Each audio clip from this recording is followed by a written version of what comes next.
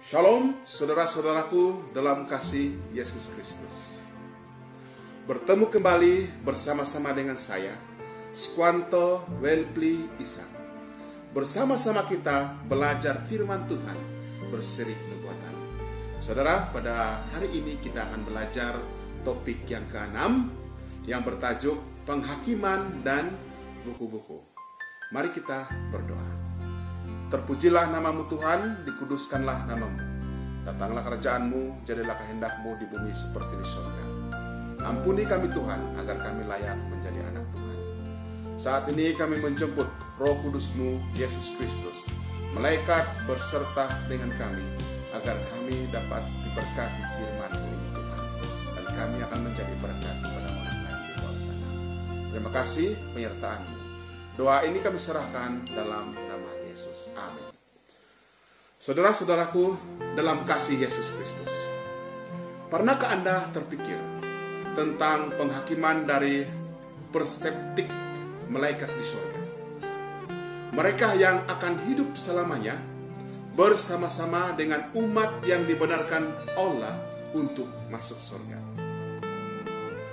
Jadi, tidak ada kejutan, saudara, apabila Allah membuat keputusan siapa yang akan diselamatkan dan siapa yang akan dihukum, karena malaikat ada di sana sebagai saksi.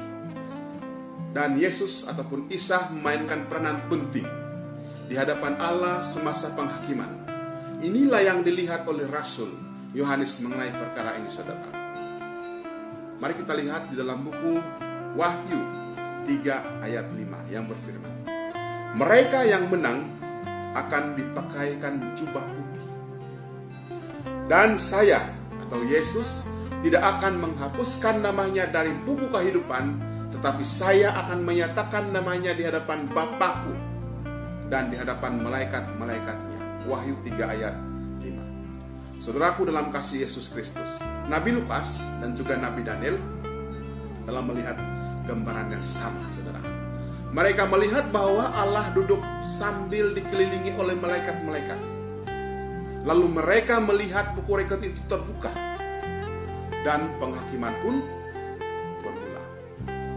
Kalau kita lihat dalam Lukas 12 ayat 8 dan 9 berfirman, setiap orang yang mengakui aku di hadapan manusia, anak manusia yaitu Yesus, juga akan mengakui dia di hadapan malaikat-malaikat Allah.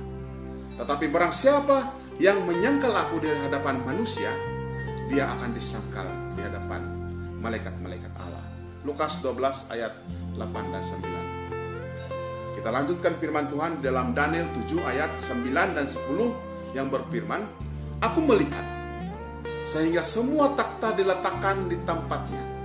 Lalu duduklah yang lanjut usianya. Jubahnya putih seperti salju dan rambut di kepalanya bersih seperti bulu domba. Tempat duduknya seperti api yang menyala-nyala. Ada sungai berapi mengalir di hadapannya. Beribu-ribu melayani dia. Beribu-ribu sekali beribu-ribu berdiri di hadapannya. Lalu duduk majelis pengadilan dan buku-buku pun terbuka. Daniel 7 ayat 9 dan 10. Saudara-saudaraku dalam kasih Yesus, mengapa?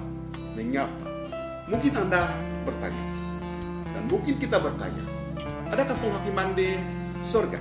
Adakah penghakiman berlaku di surga?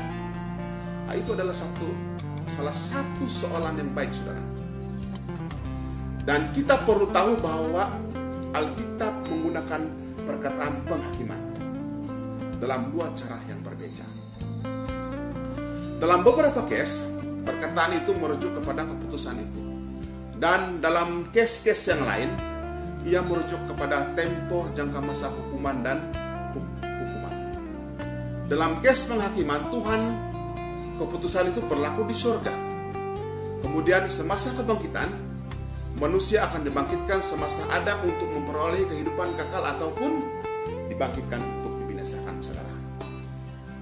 Yohanes 5 ayat 28 dan 29 berfirman, jangan kamu heran, karena akan tiba waktunya di mana semua orang yang berada di dalam kubur akan dibangkitkan.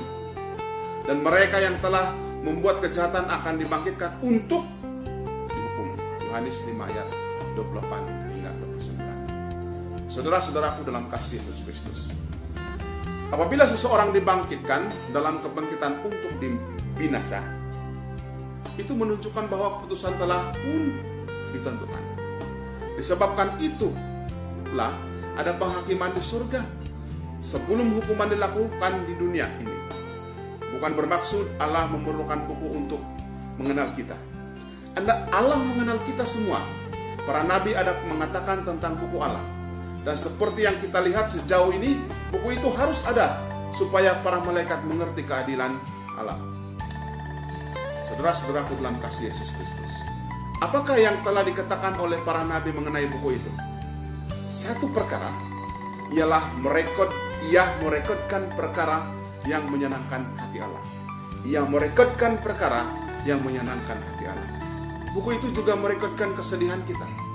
Nabi Maleakhi dan Nabi Daud adalah mengatakan tentang buku itu. Kalau kita lihat dalam buku Mazmur 56 ayat 8 berfirman, "Engkau telah menghitung sangsara-sangsaraku, taruhlah air mataku di dalam kantong-kantong kulitmu. Bukankah itu ada di dalam kitabmu?" Mazmur 56 ayat 8. Maleakhi 3 ayat 16 berfirman, "Kemudian orang-orang yang takut akan Tuhan berbicara satu sama lain. Tuhan memperhatikan dan mendengarnya, dan sebuah kitab pengingat telah ditulis di hadapannya sebagai orang-orang yang takut akan Tuhan dan yang menghormati namanya." Maleakhi 3 ayat 16. Saudara-saudaraku dalam kasih Yesus Kristus, Nabi Maleakhi melihat lebih banyak tentang penghakiman. Dia melihat bahwa Allah akan bertindak sebagai saksi terhadap kelas tertentu. Jika Allah tidak berkenan kepada kamu, tidak ada harapan untuk kamu dalam penghakimannya. Contohnya saudara, mereka yang tidak peduli akan orang pelarian. Dalam penghakiman mereka tidak menyenangkan Allah karena mereka membiarkan umatnya menderita. Maleakhi 3 ayat 5 berfirman, Maka pada masa itu aku akan menghampiri kamu, hendak berhukum, dan dengan segera aku akan memutuskan hukum atas segala tukang sulap, dan atas orang yang berbuat zina, dan atas orang yang bersumpah dusta, dan atas orang yang dengan gagahnya menahani upah orang upahan, dan yang menganiayai perempuan janda, dan yang anak piatu, dan orang dagang, dan yang tiada takut akan daku. Demikianlah firman Tuhan serwa sekalian alam. Maleakhi 3 ayat 5. Saudaraku dalam kasih Yesus Kristus, buku itu merekodkan semua perbuatan kita dan apa yang kita pikirkan. Lihat nubuatan Salomo dalam buku Pengkhotbah 12 ayat 14. Saudara-saudaraku dalam kasih Yesus Kristus, apabila Yesus kembali ke dunia, hanya satu kelas manusia yang dapat bertahan di hadapannya, tanpa rasa malu. Buku Mazmur memberikan kita informasi penting dalam Mazmur 50 ayat 3 hingga 6 yang berfirman, Allah kita akan datang dan tidak akan berdiam diri. Api yang membakar mendahuluinya, ribut yang kencang mengelilinginya. Dia berseru kepada langit tinggi dan kepada bumi untuk mengadili umatnya. Katanya, kumpulkanlah seluruh umat yang telah mengikat perjanjian dengan aku dan mengukuhkannya dengan korban sembelihan. Langit menyatakan kebenarannya karena Allah adalah hakim. Selah. Mazmur 50 ayat 3 hingga 6. Saudara-saudaraku dalam kasih Yesus Kristus, dalam kasih Yesus, kelas manakah yang dapat bertahan di hadapan Allah apabila Dia kembali? Kelas manakah yang dapat bertahan di hadapan Allah apabila Dia kembali? Saudara, mereka yang membuat perjanjian dengan Allah melalui korban. Tetapi saudara, jika kamu membaca dengan selanjutnya akan buku Mazmur, kamu akan lihat bahwa Allah tidak menginginkan darah sapi ataupun domba. Dia melihat kepada darah anak domba Allah, saudara. Dalam Yohanes 1 ayat 29, Yohanes Pembaptis menjelaskan perjanjian ini dengan jelas.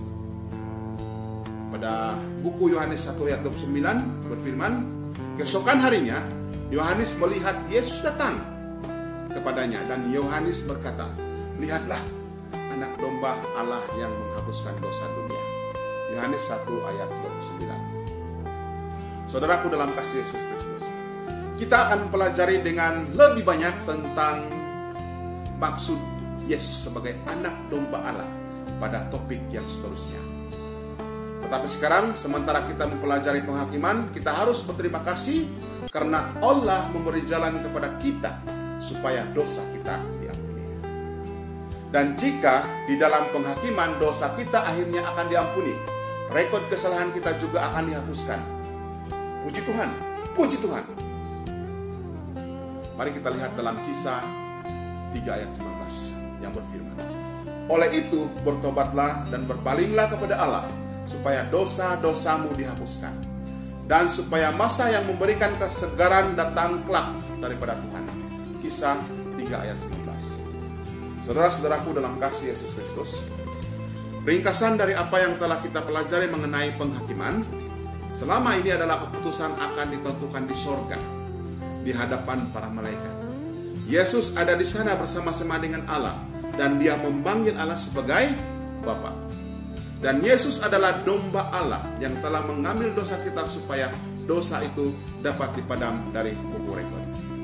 Dengan syarat, saudara, memohon ampun atas dosa dan bertobat, dan jangan lagi berbuat dosa seperti berzina, mengamalkan keadaan sihir, dan memberi atau menerima rasuah. Kita harus bersikap adil dalam segala perkara. Sekarang, saudara, adalah masa yang sesuai untuk mengamalkan perbuatan yang baik. Dalam topik yang seterusnya, kita akan lihat tentang apakah tindakan penghakiman di sorga akan kerajaan jahat di dunia ini. Saudara, sampai di sini saja pelajaran kita pada hari ini. Dan kita akan bertemu kembali di topik yang seterusnya untuk belajar lebih lanjut tentang firman Tuhan bersiri nubuatan. Kita bertemu kembali. Semoga Tuhan memberkati kita. Mari kita berdoa. Terpujilah namamu Tuhan, dikuduskanlah namamu. Terima kasih pada sebentar tadi karena kami sudah diberkati dengan firman Tuhan. Doa ini kami serahkan dalam nama Yesus. Amin. Bertemu kembali di topik yang seterusnya. Tuhan memberkati.